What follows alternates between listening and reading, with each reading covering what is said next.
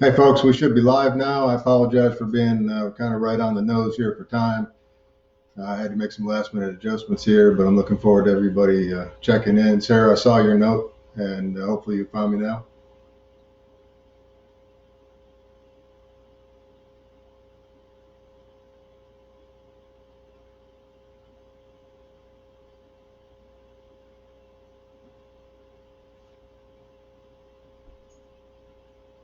And Sandy, if you're on, can you send a message?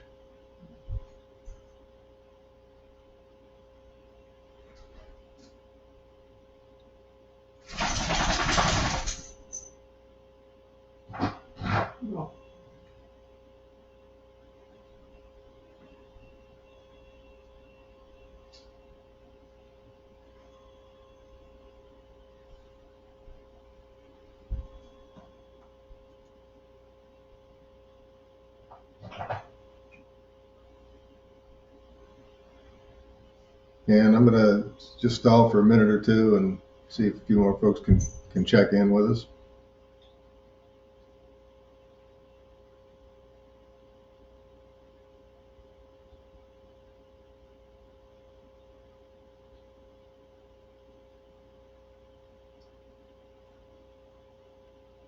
And while we're waiting, folks, I'll give a little bit of an introduction, probably a little less than I did on Tuesday, just in case, because I had those problems. Uh, Greetings, Gino. And, if any of you have questions, you can start feeding them into the messenger service, and we'll make this more of a town hall than an opportunity for me just to talk at you.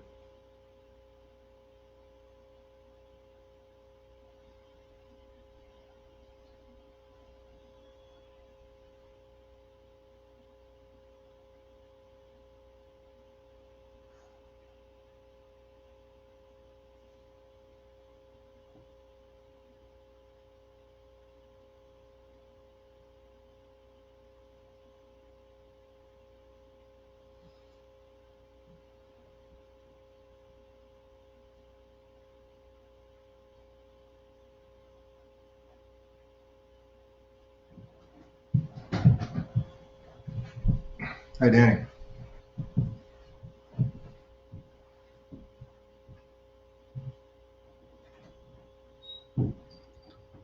So I just got a question, so I'm going to go ahead and get started, and I'm going to put that over here for a minute. And listen, folks, I appreciate everybody taking their time on a Friday night to talk to me, or give me an opportunity to talk to you. I sure wish I was still walking the little towns and getting the opportunity to see y'all in person. I am still willing to do that for anybody that wants to message me or call me and wants me to come down and visit their town. I was out just yesterday, got to meet some great folks down in Creston and get some signs out and had a great chat. And and so here we go. I am Bill Schaefer. I am seeking the opportunity for folks in District 3 to choose their candidate during this primary session. Hi, Whitney. And it started. The Secretary of State has sent out, or has supposed to have started sending out the absentee ballot requests. And so folks can choose to return that and request a ballot here in the next couple of days as they start to receive those request forms. So my background is all military. I grew up in the Army. My father's a soldier, and raised the family moving around the country. Then I went in the Army, and my wife and I spent 32 years on active duty, raised 3 children. They're all adults. They're spread out across the country, as is my entire military family. My entire service was in the infantry, and I can talk to you more about that if you would like me to, but I retired as a colonel, having served in command and staff billets up through brigade command and staff at the 3 and 4-star level. And the Army brought me to Iowa about eight years or so ago, and then I worked for the Army as a civilian after retirement. My wife and I decided that we liked Iowa, we liked Iowans, and we thought of this as a conservative state, so we chose to stay in Iowa. And you'll see the tagline that I use. I'm a American by birth, a soldier by profession, an Iowan by choice. And it was that choice that drove to this spot. It was that choice. I did see the article, and I'm looking forward to continuing to watch it. Thank you, Whitney. So I'm looking forward to. I'm sorry. So that choice is what drove me to this spot. This spot in my life, and my opportunity to give you a chance to see who I am and decide if I'm the right guy to represent you as you analyze the candidates. I sure hope that that you look at the candidates and you try to decide who is what they say they are. I'm telling you, I'm a conservative. I'm a constitutional conservative. I will use the Constitution as a guide in all of my decision making. And the starting point on that, before we argue about a policy, is whether or not it's a federal level topic or federal level requirement to be solved, or whether or not our congressmen and our senators ought to be fighting hard to push those topics back to the states and allow the states and even local government to solve problems. I've told many a folk on this trail that one of my experiences in the Army would tell me that solving problems at the lowest level keeps them solved longer, and it keeps you, or as we say in our founding documents, it keeps we the people able to reach out and touch the folks that are affecting our daily life a little better than we can when they're in DC.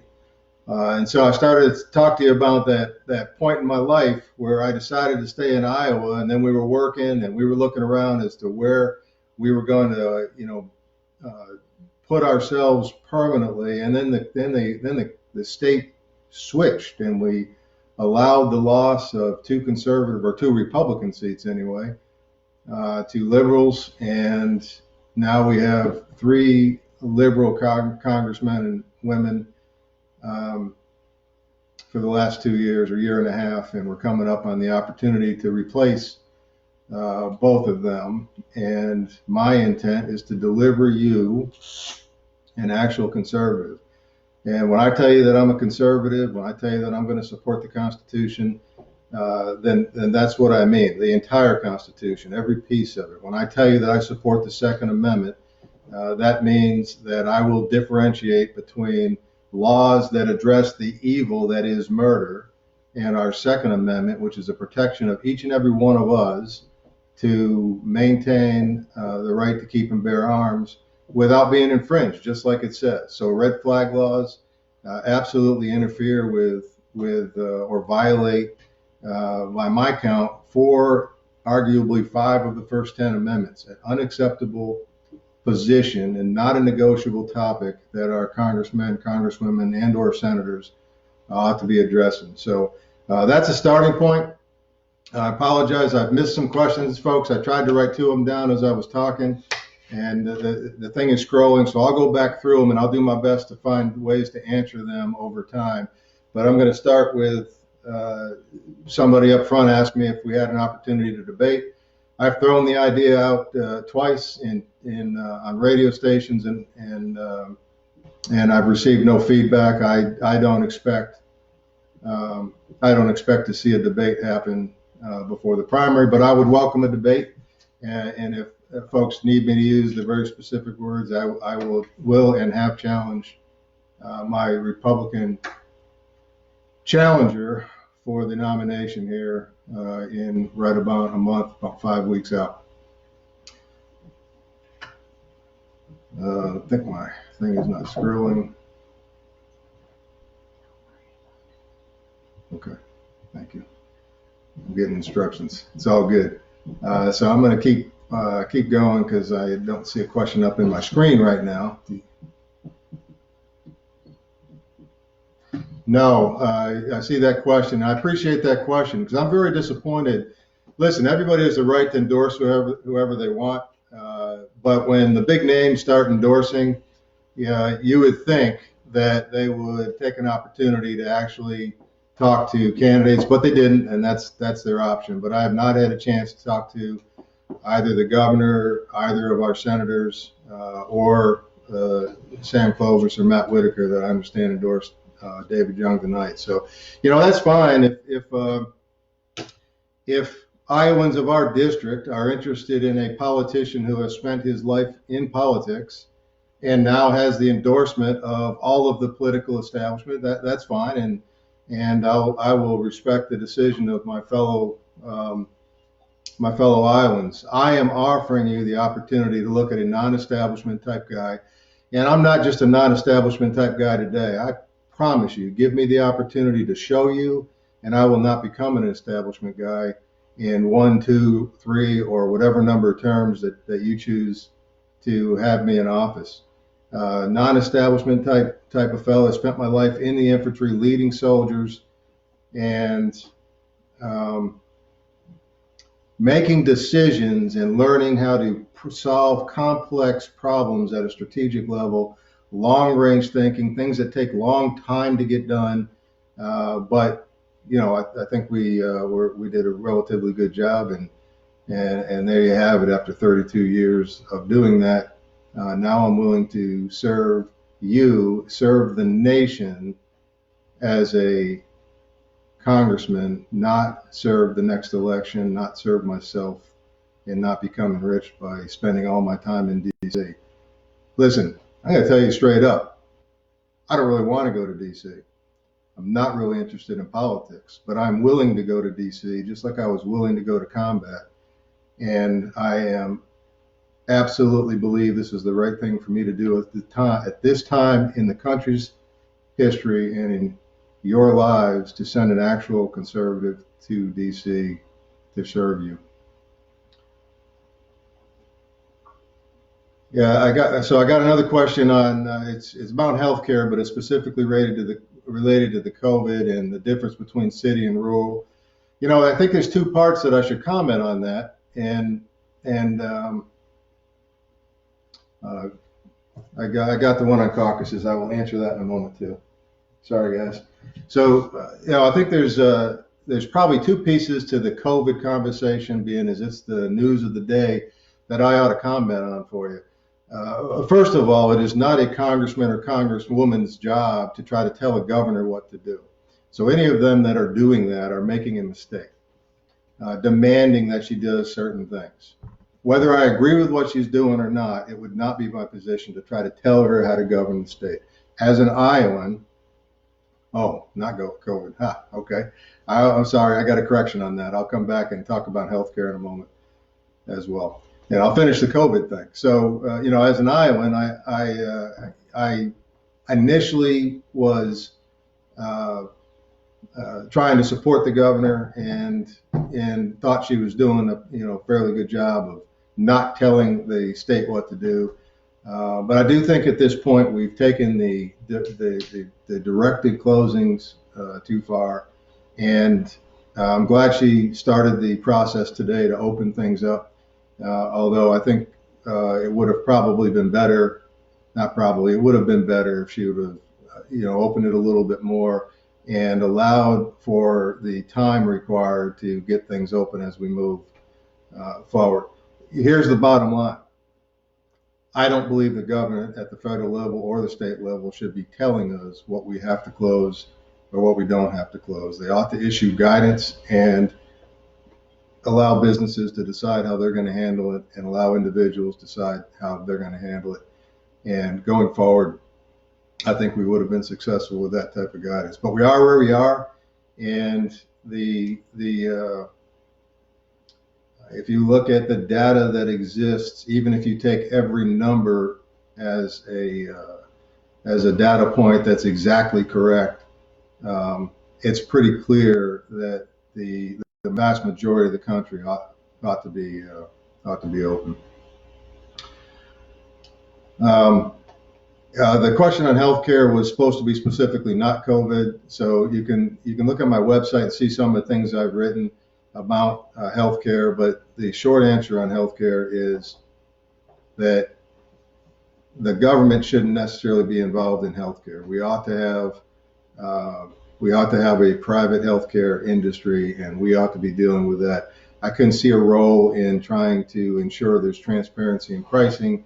I can certainly see a role in some of the insurance issues that cross state lines, interstate commerce, trying to fix that stuff. And the concern, I think, for urban healthcare versus city healthcare, I think really is a state issue about how we make sure that there is healthcare available.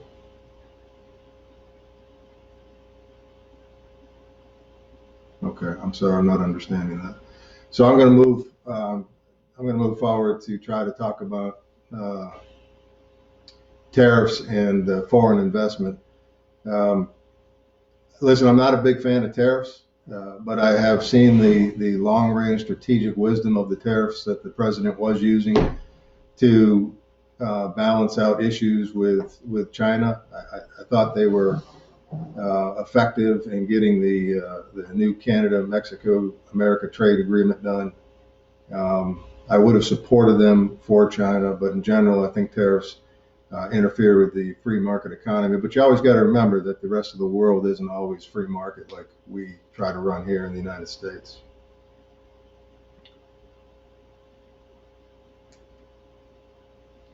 I'm sorry, I got to lean forward and read this question. Hang on.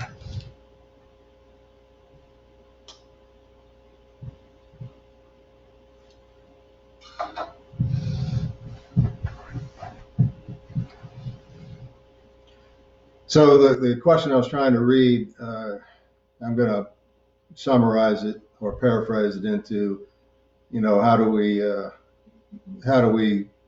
defeat the current representative in November? And I mean, I think that's up to you. I personally think that there's a clear difference between myself and the current representative in terms of conservative values and conservative execution and not being in lockstep with anybody. But I also think there's a clear difference between myself and my challenger for the Republican nomination. And so you Iowans have to decide which one of us you want to take into the November election. And in order to do that, in order to beat the establishment, in order to beat the big name endorsements and the big money that are associated with the party-backed candidate, then you have to talk to all your friends. You got to talk to all your family. You got to get them to study on me and make sure that the decision is being made by Iowans. I'll tell you, if you look like we have done, analyzing the numbers for the last several elections, what you're going to see is that the primary voter turnout is a third to a quarter of the general election for Republicans and or Democrats. I think that begs a question that you could ask yourself. Well, why is it that, when you start getting into the last quarter before the general election, you hear a whole bunch of effort put into get out the vote from party folks? Why are you not hearing that now? Why are you not hearing party folks say, hey, we got a primary, here's the two candidates, here's what we think about them, but get out the vote. Everybody get out and make their selection. So that's the way we do it, and that's how we get a candidate that's actually conservative to fire up the Republicans and fire up the independents. Even the libertarians will have an opportunity to look at this candidate, and we will get enough votes out there to win the general election. But we got to focus on the primary right now.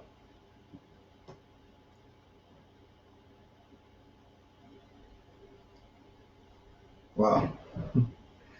Who's a mentor and a hero, and why? That's always a good question. So I've got a couple. I can tell you that my father was certainly a significant influence on me, and not just because he was my father, and not just because he was a soldier, but as he guided me going through high school, and I told him that I was going in the Army. If you would have watched that interaction, you would have thought he was trying to talk me out of it. And the entire time, what he was really trying to do, I learned later on as I was close to getting commissioned and getting on active duty, was what he was really trying to do was make sure I wasn't just following him and doing it because I thought I was supposed to. And once he knew that was the case, Then we started having very deep conversations about the military. So I'm gonna leave that question there with just for now just mentioning my father. Hi, Bill. Hi, Johnny Wade. Did I miss another question? Okay. Let's see. I talked about the emphasis that I would put on the Constitution and the red flag laws. If you hadn't had an opportunity, I was on the FaithWorks Live the other Wednesday, and I had an interview with those great Americans, and of course we talked about pro-life. So let me make it real clear to you on pro-life. Once again, I am absolutely a pro-life candidate.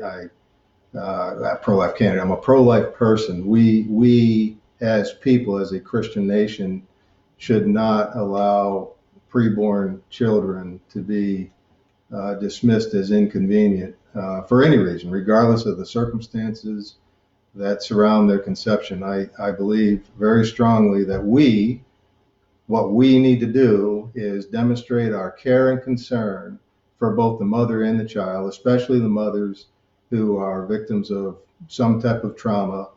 And in demonstrating that concern, we should be demonstrating our concern for the mental and physical health of the mother and the mental and physical health of that preborn child. And then when it is a bad situation, we need to make sure there is a path of care for the child once upon birth. It's not negotiable. The discussion is then, at the federal level, what is the reasonable expectation of a bill, and something from conception to heartbeat, but certainly the hard line is the heartbeat. We cannot be, as a Christian nation, and it's just not good for us as a people to be allowing that evil to be conducted in this country.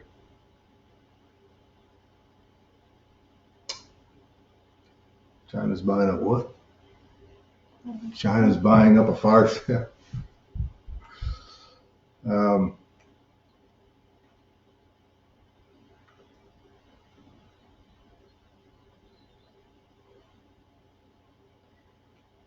Okay, what's the next topic we should talk about?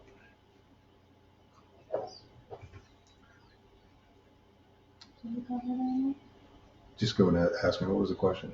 I wrote it down. Did you cover it? I did not code, but I don't remember the question. Sorry, I'm getting a little bit of help here. The question's going too fast for me.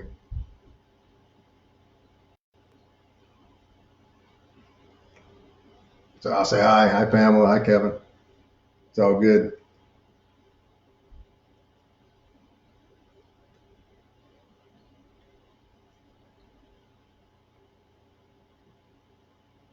Which caucus will you align with? Yeah. Thank you very much. Align. Okay, and China. I can talk about that too. Thank you. It's my daughter over there in the corner giving me directives, doing the choreography from the back, and I appreciate it. So when you allow me to get to Congress, clearly I'm a veteran. My soldiers are very important to me. I am going to work very hard to get on the House Armed Services Committee. I think my experience lends itself to that, and I have several ideas both for veterans and in terms of the VA, but also in terms of work and other things that I think retiring soldiers could use a little bit of help, having gone through that experience myself. I certainly want to get on the agricultural committee because that's what's important out here in Iowa, specifically in our district.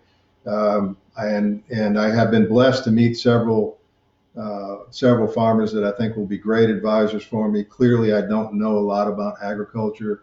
You don't learn a lot about agriculture as you run around the world breaking things. But I have the capacity to learn, and like I said, I've been blessed. I've had 3 or 4 great farmers out here from Montgomery County to Guthrie County and everything in between that are going to be great advisors for me on that, I believe. Um, China, a question came across about whether or not we should should hold China accountable. And I think the answer is yes. What we have to be careful with, I think, is how much actual information we have versus the information that the intelligence committees have, and certainly the president.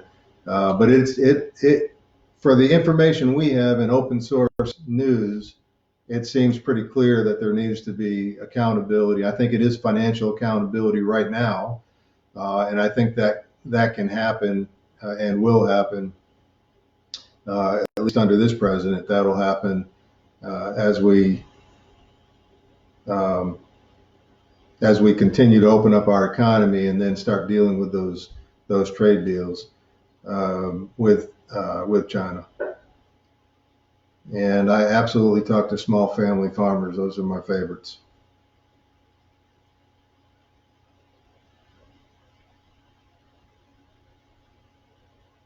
And listen, while I'm on that, I have a website, of course, but what's really important to me on the website is the email address, which is it's just attached to the website. And on that email, you can send me advice. You can give me the guidance you want your congressman to hear and understand, and things that I need to read. You can point to things that I need to read and study for you. So I'm very willing to do that, and it'd be more powerful for me to get told by you where the sources are that I should read, or who I need to talk to, or invite me out to talk to you in your county or in your town.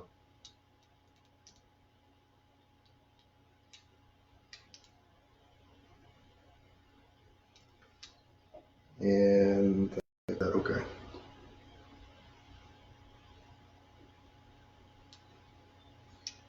Yeah. There's a lot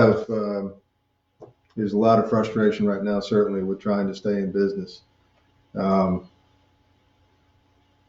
as we open things up, I think where we choose to patronize, I think matters a lot, and we'll have a lot to say.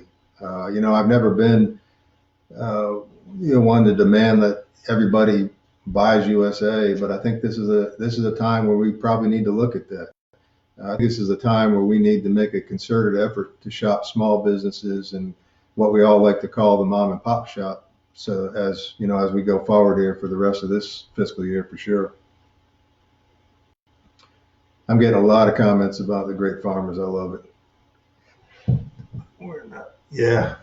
I think that is a negotiating approach to talk to China about the current debt levels.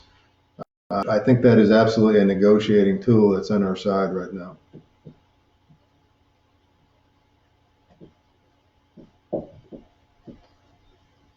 Yeah, so somebody just mentioned birth tourism specifically with China, but um, I don't believe in birthright citizenship. I do not believe anybody can just come into this country and have a child and that child becomes an American citizen. So I might as well throw that on the table right now for you. I think that needs to be stopped. That needs to be corrected at the federal level.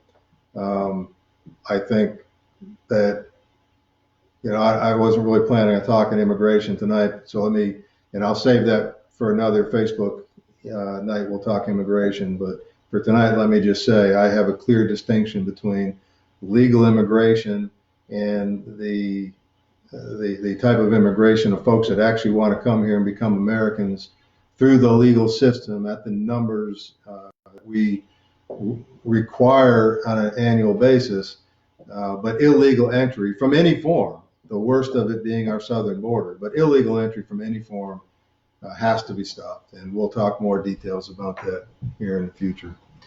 I've got a question about the federal. Yeah, thanks. So my prompt was to tell you that, listen, if I missed your question, please forgive me, and I will go back through all the questions, and I will I'll probably make Facebook posts on answers, or I'll write something and put it on my website and let you know that I put something on my website, or I'll start the next Facebook Live off with that. And speaking of the Facebook Live event, your feedback on this would be very helpful. If you're enjoying it, you think it's worthwhile, if it gives you an opportunity to learn more about me and then talk to your friends and family about this candidacy, that's my intent. I was, I'm not an actor, and I don't really want to give you speeches. So even though I'm a little bit awkward here, getting these questions has been a guide tonight to help me talk to you rather than talk at you. In additional information is the right time. Right now I'm kind of settled on trying to do one on Tuesdays and Fridays, and I did it at 4:30 on Tuesday and 6:30 tonight. And hopefully, if I do those two things, I can catch most folks, the ones that work. And hi, John. And then other folks on Tuesday. But if those times aren't convenient, let me know, and we'll continue to try to make adjustments.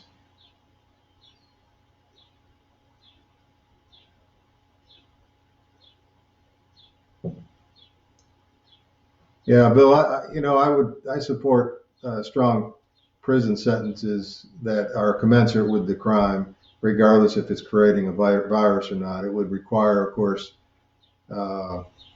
our system of law improving beyond a shadow of a doubt that the folk was guilty of that, but absolutely.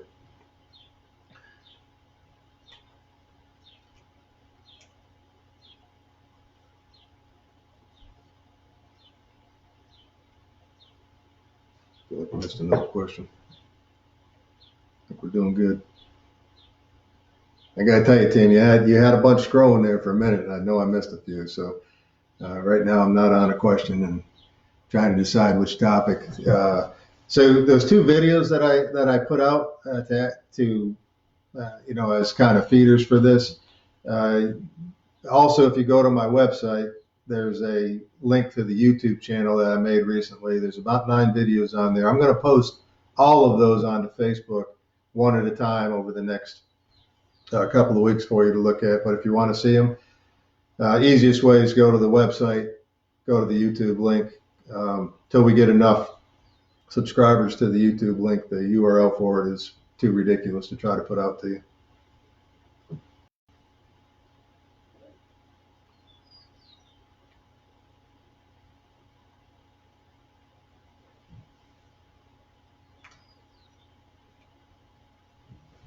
I got to think about that, Gino. So I was just asked what makes me excited about the future. And up until this, well, let me think about that for a second. So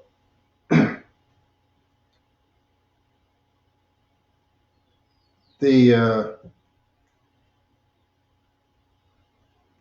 what made me excited about the future is, I've been watching very closely what's been going on for the last couple of years, and the changes and the adjustments in our country. We're conservative type governance, and they were economically, of course, we were doing very well.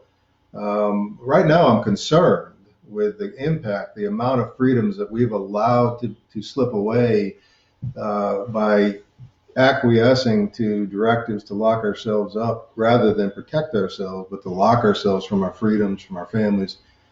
And now you watch the last couple of weeks, you see increased, some governors, and ours didn't do this, but some governors that are increasing the amount of control that they want to take. And you see the added things into the stimulus bills, whether you like the stimulus bill or not. I'm not a big fan of stimulus bills, but if we lock businesses down and we cost everybody money, the stimulus bill probably makes sense, but it should be stimulus directly related to the coronavirus. Everybody probably, well, not everybody, I shouldn't say that.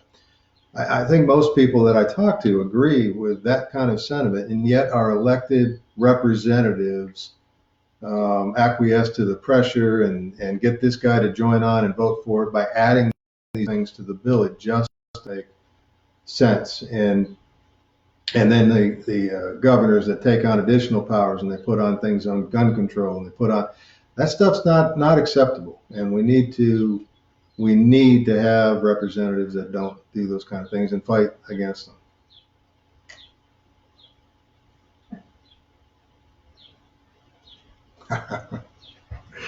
Thank you, Bill. Me too.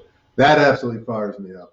So I'm going to, the question about what makes me excited for the future, I'm going to change it and forgive me for being a little bit personal, but I've been walking the streets of this district for a year now. I walked them last summer to get signatures from you. My very small team, my wife and I got the vast majority of the signatures on our own. My best friend and his wife and their two daughters got a significant number of signatures. We didn't have sheets laying in towns with surrogates getting signatures for us. And the beauty about that was the number of folks I got to talk to. I worked gun shows and I got to talk to hundreds of people every weekend. And I now this spring was walking towns, putting out door hangers and talking to folks. And what it has resulted in is I've met tremendous people, just great and powerful individuals, not powerful, rich, elitists, powerful Americans that are woodworkers and metal workers and farmers and gun shop owners. And I mean, you name the business, and we have met them, and they have just been awesome. And many of them have expressed their support for me and what I'm trying to do. And that absolutely does excite me, and I appreciate it. It's very humbling for me. Okay, somebody just gave me a long question. If I'm going to read it, oh yeah, I got reminded about my horseshoe, my farrier that's out there. What a great American. He's out there every day. He's working as hard for our campaign as he is. What's that?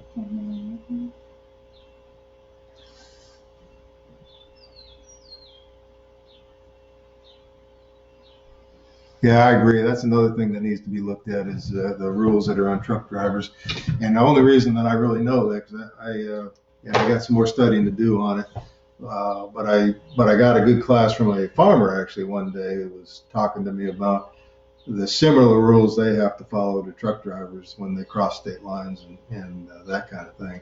And so as I'm looking for another question to come in, yeah, I want to go back and emphasize that, look, folks, when I tell you that I'm a grassroots candidate, I told you earlier that I'm absolutely a non-establishment guy. I'm a Republican. I've supported the Republican Party my entire life, but I'm a constitutional. I'm not beholden to anybody, and I won't be told, how I'm supposed to do my job except for by you.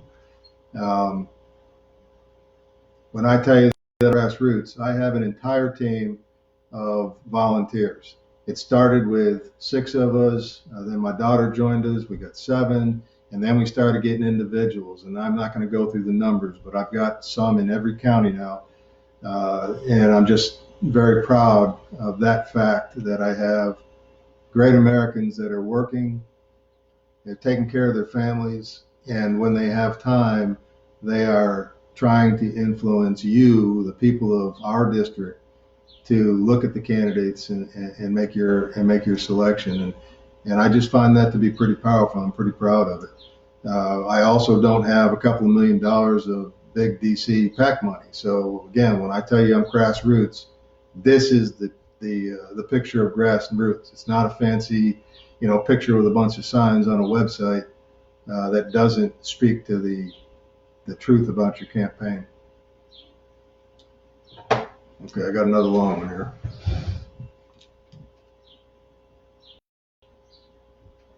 Oh, it just left. Bear with me. I got to see this one. That's my good buddy. So I'll take the time to tell you about that. It's a fellow named Gino on here. He's a great American. He worked with me on active duty. We are diametrically opposed on many political issues, but I'm very proud that he's on here listening to me, and I can tell you he's given me advice on this topic of politics, and I appreciate that. And I just appreciate him, making the comment. He just, acknowledge that he and I see each other as patriots, and we have great appreciation for each other, even though we have political opposition. There's no political friction between the two of us. There's no personal friction.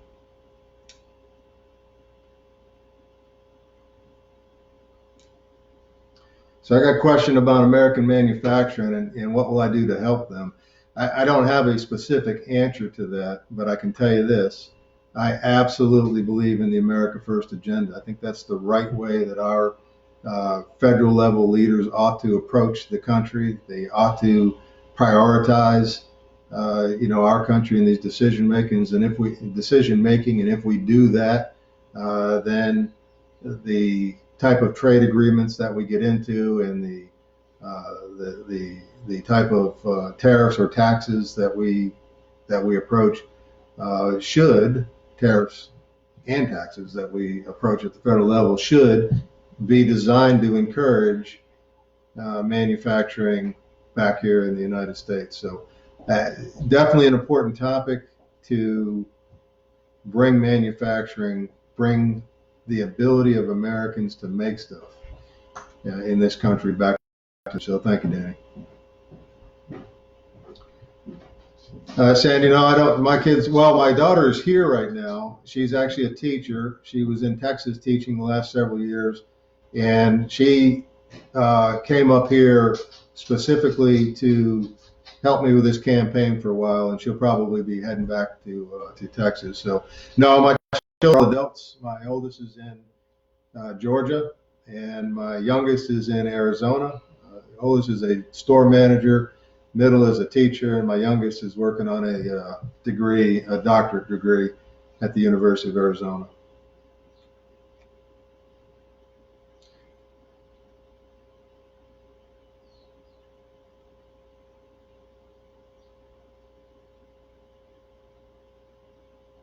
So when you see me kind of leaning to the side over there and trying to get some guidance, that's my daughter trying to keep me straight on the questions and where I'm sitting, and that I don't mess up the choreography and all that stuff. Kind words are always deserved, Gino.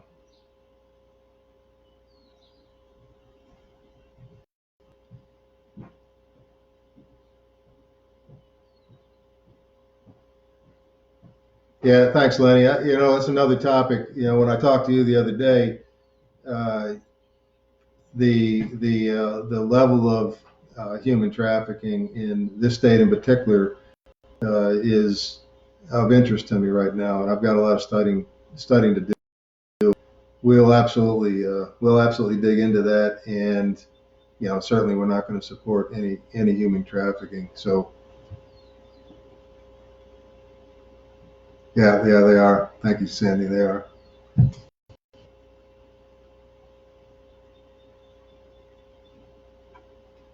Yeah, Lenny, I don't know. Um, I don't know if 4 years of active duty is equal to 2 years of college or not. I'm sorry, that's Gino. But I do know that it should not be a government mandate, either at the state or the federal level. Institutions ought to decide the requirements for their school, and if they cater to veterans by doing a credit equivalency for their effort on active duty, then more power to them. And I think there's a market for that. And I would much rather see a market for it. You won't find me very often looking for a federal or even a state level solution that demands that what should be a business. Now, look, there are issues with the Department of Education or with the education of this country, whether or not it's actually a free market business. But that's what it should be and so the answer to your question is no, I don't. I would not support a mandated equivalency for really anything, but specifically 4 years of service equaling 2 years of college. It would have to be college analysis, and they would have to do their own credit appraisal of what that soldier did And as you know, Gino, 4 years in active duty is not all the same. Some MOSs have more complex schools to go to, more technical schools to go to, and others have more physical schools to go to. So where would you apply the equivalency credits? But again, I'd rather leave that to the schools.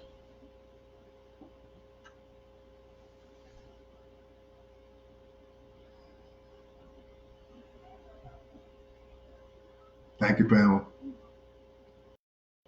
Okay, I need my glasses for this one too, guys.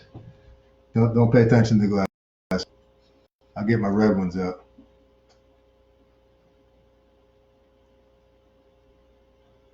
Oh, absolutely, Kevin.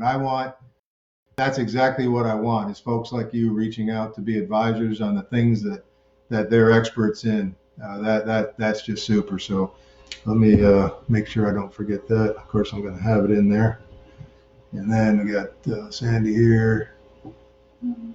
Yeah, Sandy, I do think some do that, and again, I think I think that's the right way for it to be. And that was the college equivalency for service. So,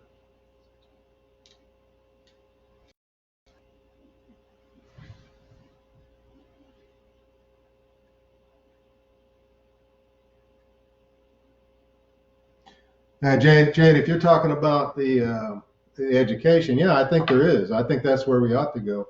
So I hope you were talking about education. Here's my view on the executive branch.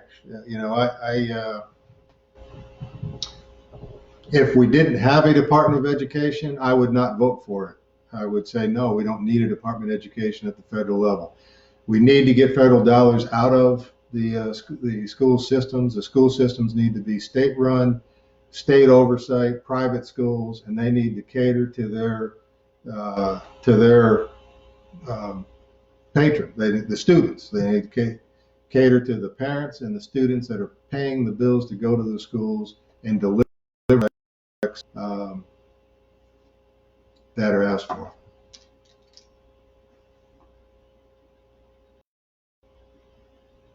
Thank you, Janie. I got it. I will send you a message.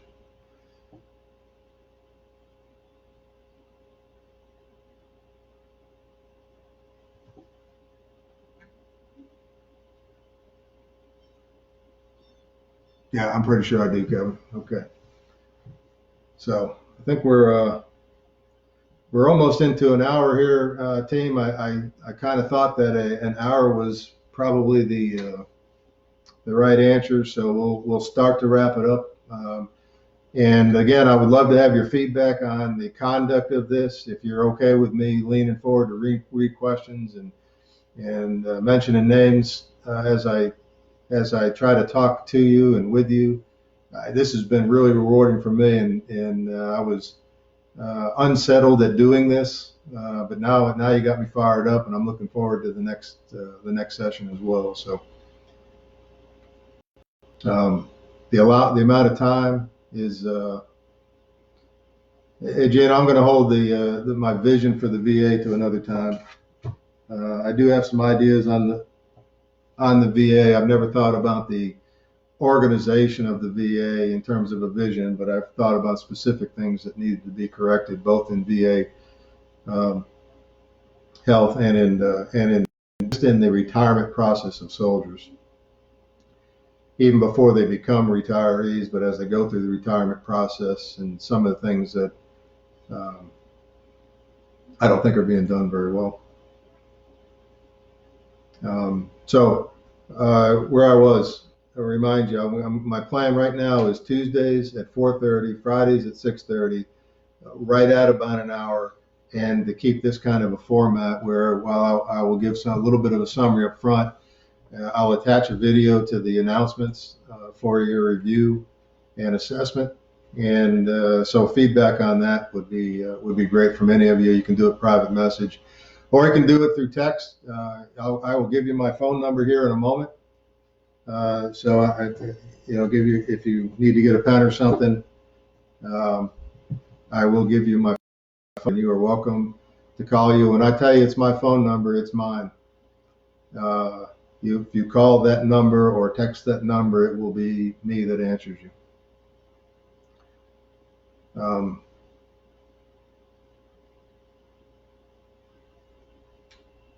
yeah, Pam, I got to look at how to do a town hall. I mean, I'd rather do a town hall with voice, but on the other hand, there is an advantage here. I still have all these questions. They'll be saved into my Facebook, so that's a big advantage for me. If it was voice, I would, I, well, I guess they could still be recorded, so I guess we'd still have them. Okay. Well, we're going to take a look at that and try to figure out how to do it in more of in a voice town hall. That would be just awesome.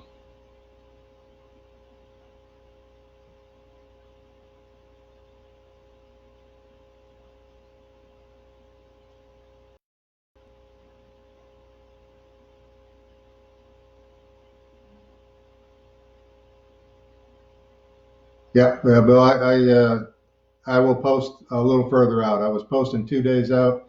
Uh, I'll go ahead and post tonight, and I'll post tonight for Tuesday. But again, folks, you can start telling your friends and family to look for a Tuesday 4:30 and a Friday 6:30 time.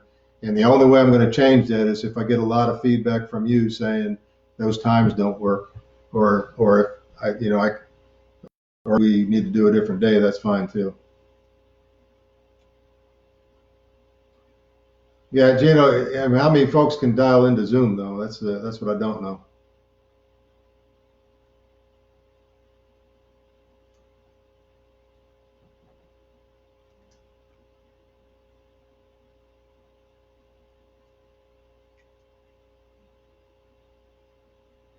So I'm hoping one or two more questions come up. I got to put in a plug. If you saw my post a couple of days ago, again emphasizing that grassroots thing for you. You know, I put up a post showing you the larger signs being painted. That was my wife out in our garage hand painting signs to keep the prices down, so that the little bit of money we do have get very efficiently and very wisely. I can guarantee you, I'm very careful with it. Thank you, Gino.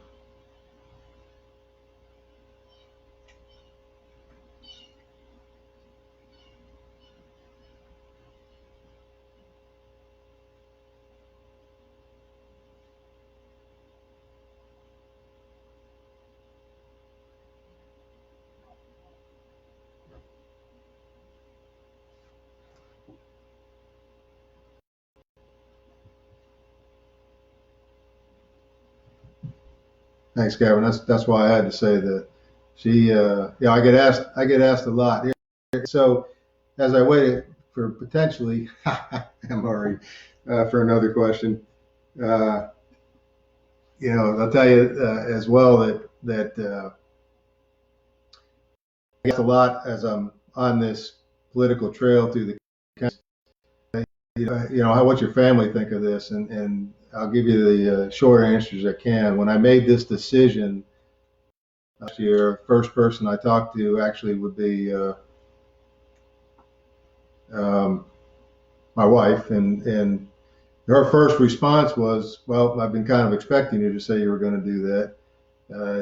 This was, a fellow that has never thought about being in politics at all, that had the idea plugged into him and spent about 2 weeks praying on it. And so that was her response. So then we video messaged our kids, and they pretty much all three said, "Well, it's about time." So I took that as a pretty good endorsement that my kids were on board.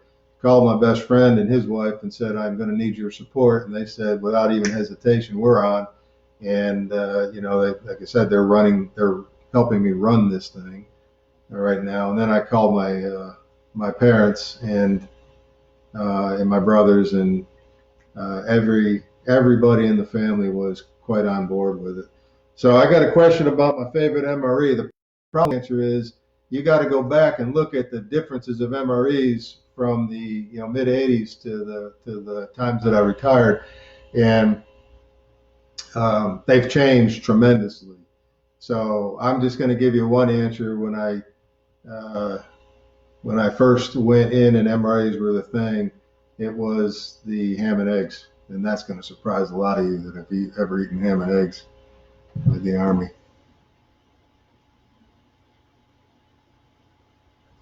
Let's see here.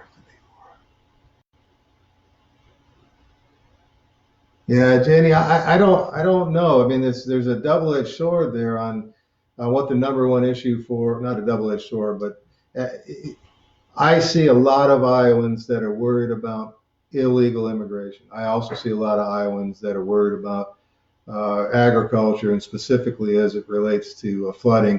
I've seen our good friend out there in the West, John Jacobson, the state representative out there, has done a lot of great work on that and was gracious enough to share an afternoon with me and help me get educated on the issues that the flooding created um, on the north side of Council Bluffs, and then Lenny spent the day with me on the south side of Council Bluffs. So I've learned a lot about that.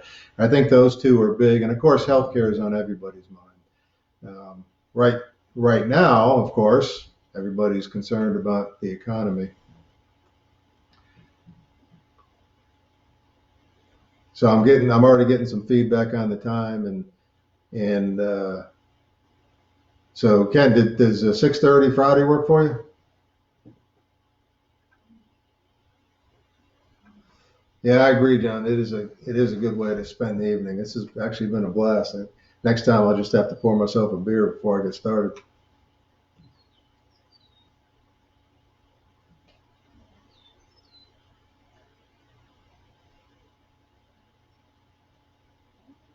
Okay, I'm going to call it a wrap. I'm not going to hang up until I see folks drop off. But again, I think an hour is good. Um, I think an hour is good. But if you all want me to keep going for more than an hour, again, put that in the feedback. I'm happy to put, especially with the inability to meet you in large groups. So as I start to close out, I ask you, uh, if you're not settled on your candidate, please study up on me. But I encourage your friends and family, everybody you know, study. Thanks, study up on the candidates. I hope you select me. I want to go represent you and continue to serve our nation. But make sure we pick our candidate. Make sure absolutely that we pick our candidate. We don't get told who our candidate has to be. And thanks you to each and every one of you for participating. And if you do want me to come down to your town, just private message me. The phone number is 515-850-8100. And, I respect everybody's right to live within the guidelines, even when I think the guidelines or requirements about are wrong. So, um, we'll live within that. But if you want me to come down to see you, like some folks out in one of the towns did last week in McKinley, we had the distance and the right number of folks, and we had a great conversation, and we influenced a lot of folks that day. So thank you.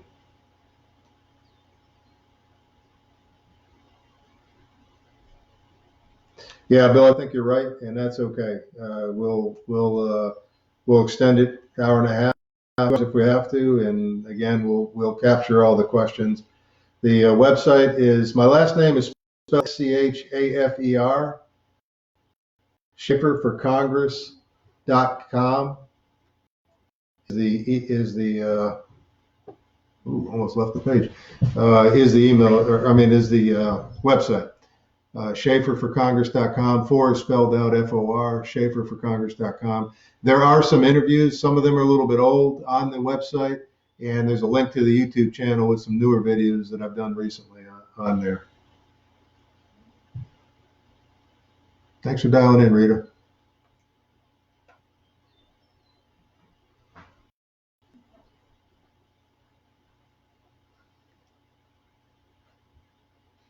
That's my team. That's my team.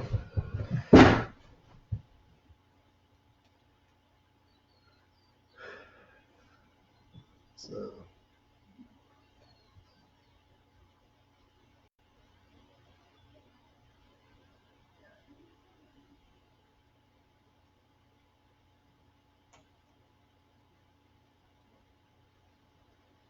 thank you, Gina. You take care of yourself, buddy.